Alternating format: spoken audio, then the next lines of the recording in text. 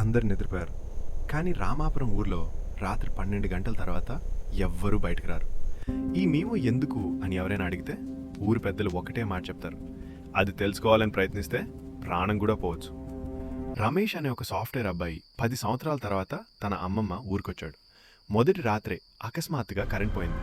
రమేష్ చెక్క దీపం వెలిగించాడు. అప్పుడే చిలుక చిలుక అనే ఒక ఆడపిల్ల పాట మొత్తం ఊర్లో వినిపించింది. రమేష్ నెమ్మదిగా ఇంటి బయటకు వచ్చాడు.